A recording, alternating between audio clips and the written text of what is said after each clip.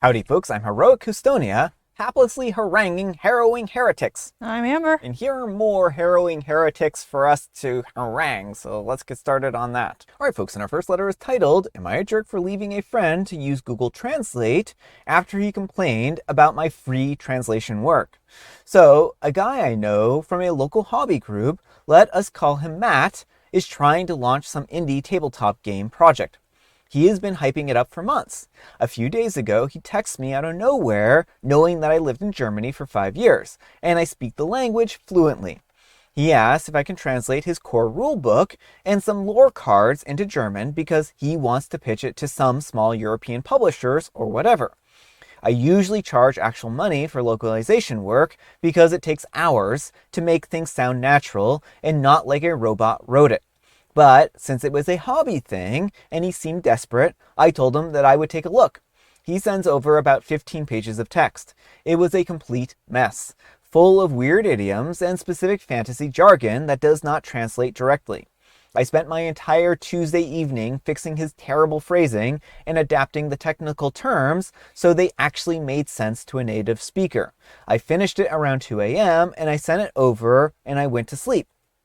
Well, the next afternoon, he messages me. No thanks, no appreciation. Instead, he sends a screenshot of a random paragraph from the translation pasted into Google Translate, showing that the literal English reverse translation did not match his original text, word for word. He literally said that I changed his artistic vision, and that some sentences look totally different from what he wrote. I explained to him that literal translation sounds like garbage, and that he had to adapt the mechanics so the rules actually work in German. He kept arguing, saying that it's too complicated now, and that he just wanted a simple text swap.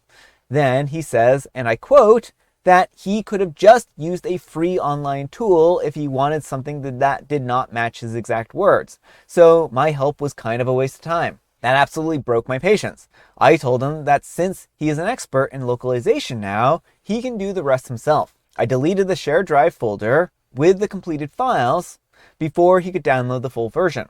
I only left him with the first 3 pages that I originally sent as a preview. Now he is blowing up my phone saying that I am sabotaging his project and ruining his chances with publishers because his deadline is this weekend. A couple of people from the hobby group said that I overreacted and I should have just given him the text anyways since I already did the work. I think that if you insult someone's free labor, you deserve to get exactly what you paid for. I am currently sitting here looking at his angry text while drinking a terrible cup of instant coffee. Alright folks, what do you think? No, not the jerk. The way he behaved was inexcusable. You were taking your time and energy to do a favor for him. And what does he do? He immediately starts criticizing you. And languages have variations that don't always literally translate word for word into another language very easily, which is why if you're having someone do translations, you need to have someone who's a native speaker of that language. Because some phrases just mean completely different things, and if you just take the English and you put it in there, you're going to get something that's not what you mean. Yeah. And so him assuming that, oh, I can just plug this into Google and get exactly what I want, that's not how any of this works. Yeah, well, localization is a really difficult task, and it sounds like OP spent a lot of time and effort trying to do this huge favor for their friend. And this friend really just took advantage of them at this point in time. Like, if they were going to just run it through, and I think I am actually really bothered by the fact that they ran it through a translator too on top of that because they didn't trust this friend. Like, if you're going to ask somebody to do something, you should trust them to do it right? And if this person does localization work and paid localization work, then you should have enough trust of this person to not go and try spot checking it with a translation tool. That's just downright insulting, right? Because on top of that, the translation tool is probably not going to do a good enough job to let you know whether or not they did a good enough job at translating it. So, well, that's it. It will give you the right ballpark, but it won't give you like all the nuance. And like you can expect that some of that nuance is going to get lost in a translator app. Yeah. But let me know what you folks think. So anyhow, take care and good luck. And Battlestar Fapsula says 10,000% not the jerk. How unappreciative. I am a native English speaker with a French partner, so I speak some French. And for goodness sake, even a simple conversation is impossible to translate literally at the best of times. This guy does not know what he's getting into. You clearly work super hard, and that reaction completely is terrible. And OP replies, I honestly felt like I was losing my mind reading his text. He thinks that I ruined his chances, but he is the one who burned the bridge by insulting a favor. I tried to explain that localization is not just swapping words, but he just would not listen at all. Glad I am not the only one who thinks this way. You know, I wonder if this friend just doesn't even have any experience with any other languages other than English. That's what it seems like. It seems like they think it's as simple as you just plug in. Well, because, I mean, I understandably, like when I was a kid, before I had any foreign language courses, I thought I would see like the translations on the side of the box and be like, well, why can't you just match up the words? But it turns out that different languages have different grammar structures and all these complications, you know, don't idioms. Yeah. And so it's not as simple like you plug in one and you get out the other and it's the exact one-for-one match. Yeah, well, even like we all have like, oh, how are you and stuff like that. And then in Chinese, it's like mama hu hu, which is like a little bit of horse, a little bit of tiger, which means nothing in English, right? That's just like why if I were to go up to, if someone were to ask me how I was and I was like, I'm a little bit of a horse and a little bit of a tiger, people would look at me and be like, I'm going to back away now. Have a nice day. But, you know, in Mandarin, that's kind of like a so-so, like, you know, I'm doing okay. Right. So it's just one of these things where idioms and languages pull a lot of weight, right? Like there are ways of saying things that just don't make any sense at all in another language, right? And so, yeah, I think like if he took some time and learned another language or two, then maybe he would actually have like some idea that this is not an easy task. And Formal Fortune 5389 says, just think of it as the trash taking itself out. And after only some time and effort yourself. And OP replies, at least I realize his true colors now before I wasted even more of my time. It's a relief that I do not have to deal with his project anymore. Even if his texts are annoying, he can find someone else to disrespect now. And Formal Fortune 5389 says, exactly, those folks giving you a hard time seem to love volunteering others' time. They should help him then. And Fadoofus says, the work was free. The $500 charge is for insulting me. And OP replies, I should have sent him an invoice the moment that he complained about my work. It's funny how people expect professional quality for free and then have the audacity to criticize the person who did the favor for them. I am done dealing with his project and his entitlement. All right, folks, and our next letter is titled, Am I the Jerk? Snitched to the leasing office about my boyfriend's pets. Hear me out. I love my boyfriend. I love cats. I love his cats mostly. We moved in with each other exactly a year ago. He brought in his 3 cats and I brought my 1 cat. Now I don't mind living with 4 cats and even picking up after them. The problem is that I'm pretty sure one of his cats is feral. She's very violent to the point where I don't even pick her up or pet her. And I hate that for all of us because I love cats. I even volunteer at PetSmart with the cats because I love being around them so much. On top of her being so aggressive towards me, we've yet to be able to live with all 4 cats cohabitating together because the spicy cat has made my shy cat very scared. We've been literally swapping the cats from their respective sides of the house to the living room and go back and forth every day for a year now. And this is all because he did not teach his cats boundaries and refuses to do so. I've tried talking to him about correcting their behavior, but he hasn't made much effort to do so. I'm feeling like this is my only resort. All right, folks, what do you think? I think this is a very strange way to approach a situation. First of all, I don't know how OP doesn't think that this is going to blow up in her face. Yeah. And like her cats are going to be booted too. Yeah. But secondly, like it's not a good sign if you're in a relationship where you don't trust your partner to the point where you can't have like serious conversations about what's going on with the pets. And it's fine if this living situation isn't working for you. Like maybe it's time for you two to part ways and live separately. But I don't think this was a very good or mature way to handle this. No, I don't think so either. I mean, I think that OP is going to be shocked Pikachu when the leasing office is like, you can't have your cat too, and they're like, but my cat, right? Yeah. I don't know what OP is thinking here. This seems like a disastrous way to end the relationship is what it boils down to. What is it going to do other than sabotage the boyfriend and sabotage her? Like, she would just be better finding her own place to live at this point in time, because that's really what's going to end up happening anyways, is they're going to have to find a new place to live. So OP should rip that bandage off, find some roommates, and move in, I, again, think that this was extremely short-sighted if they've already contacted the office. If they haven't yet, then they should just talk to their partner and be like, look, this isn't working out. I don't think I can continue to do this long-term with this cat. I love your cats, but unfortunately, I just don't think that this is going to be a situation that works for me. And then leave it at that and move on. But reporting them to the leasing office seems like a really bad idea. But let me know what you folks think. So anyhow, take care and good luck. But folks, let's see what the Wheel of Judgment has to say. Wheel of Judgment, turn, turn, turn. Tell us the judgment that OP's earned. Plot twist, you're the villain. I mean, I don't know if that's really that much of a plot twist. All right, folks, and our next letter is titled, Am I a Jerk for Ejecting a Pitcher from a Little League Game? I umpire for my nephew's Little League team sometimes. They're all around 10 years old. They pitch, they hit, and they catch themselves. But they're all still not very good. Lots of bases being loaded from 12 ground balls in a row, and most hits being fouls or only going about 10 feet. That said, kids get hit by pitchers regularly. At least once per game, the kids get hit. If he's not bleeding or anything, he takes the base, and we move on. However, yesterday during a game, this one kid who is pitching on my nephew's team throws really fast, but not really accurate.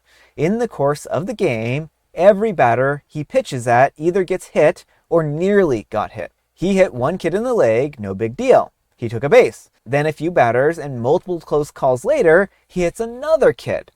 This time in the shoulder, almost drilling him in the face. I made a comment to the pitcher, asking the kid to please try to be more careful.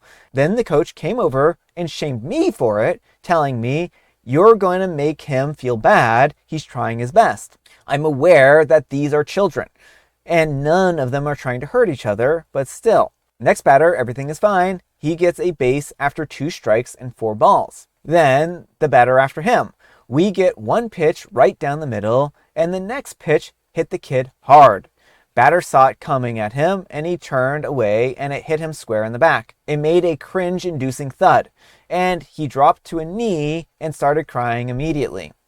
I stood up, and I told the coach, you're going to put in a new pitcher. The coach immediately blows up at me like, I don't need to do anything. He's just trying to throw strikes. He's not doing it on purpose.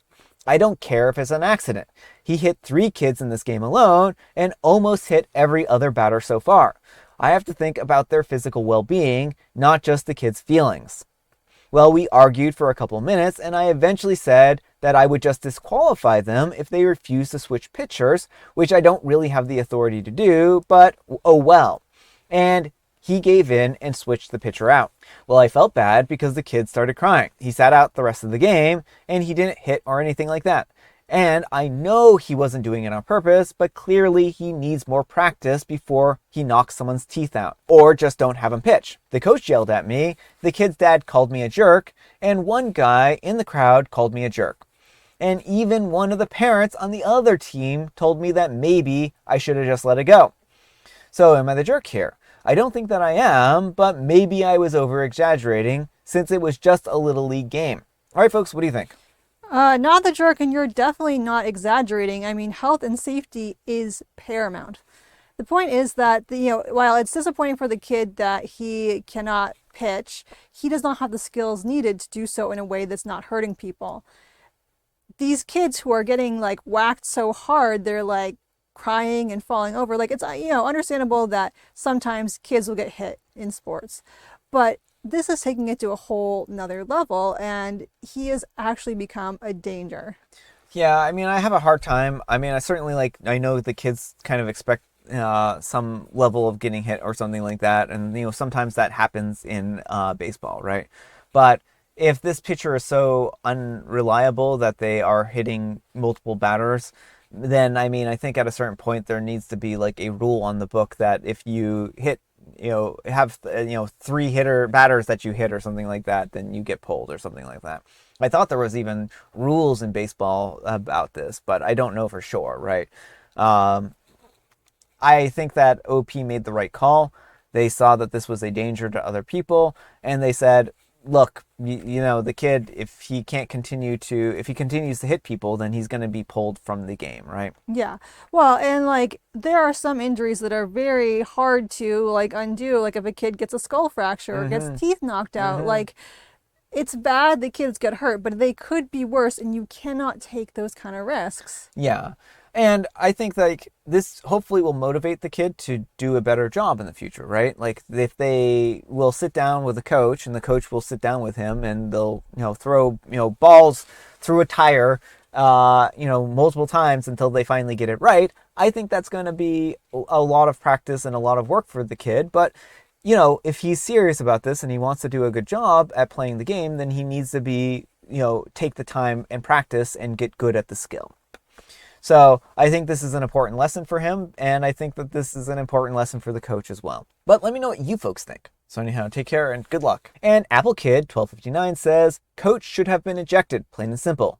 Then the kid's dad should be ejected for language.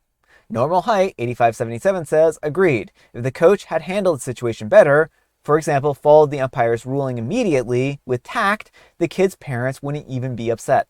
And No Dragon Fruit 1311 says, I think maybe the coach needs to be a bit more proactive in identifying problems to begin with.